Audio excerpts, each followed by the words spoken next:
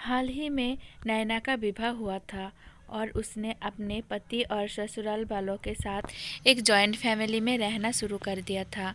कुछ दिनों के बाद उसे पता चला कि वो अपनी सास के साथ नहीं रह सकती। नैना की सास रूढ़िवादी थी, जबकि नैना आधुनिक जीवन शैली जीने वाली लड़की थी। जल्द ही उनके बीच झगड़ा होने लगे।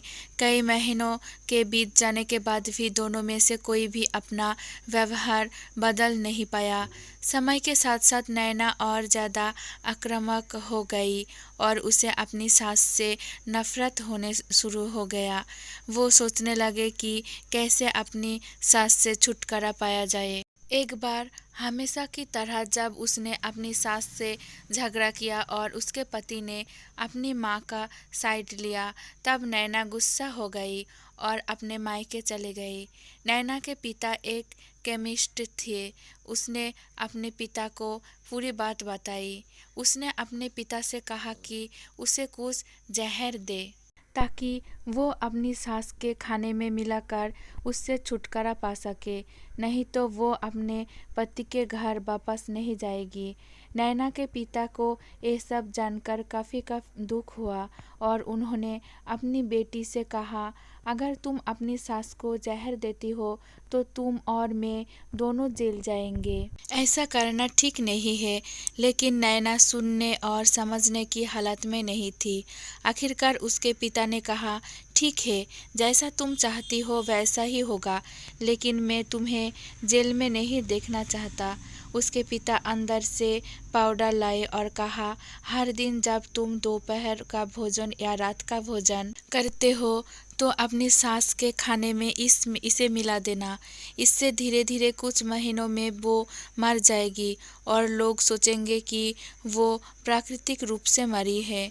उन्होंने ये भी कहा, क्योंकि किसी को भी तुम पर शक नहीं होना चाहिए, इसलिए आज से तुम अपनी सास के साथ नहीं लड़ोगी, बल्कि तुम उनकी देखभाल करोगी और हमेशा शांत रहोगी। नैना सहमत हो गई और अपने ससुराल वापस आ गई और अपने पिता की सलाह के अनुसार उसने अपनी सास के खाने में पाउडर मिक्स करना शुरू कर दिया और बड़े ही प्यार के साथ बात करना शुरू कर दिया।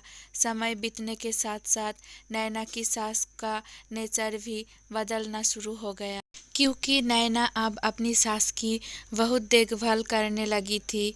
इसलिए उसकी सास भी उसके प्रति विनम्र होने लगी और प्यार से बात करने लगी। 5 महीने बीत गए और नैना खाने में पाउडर मिक्स कर रही थी, लेकिन अब घर का वातावरण बदल गया। कोई झगड़े नहीं थे, दोनों एक दूसरे की तारीफ करते। अब ऐसा लगता था मानो दोनों का रिश्ता माँ और बेटी का रिश्ता है।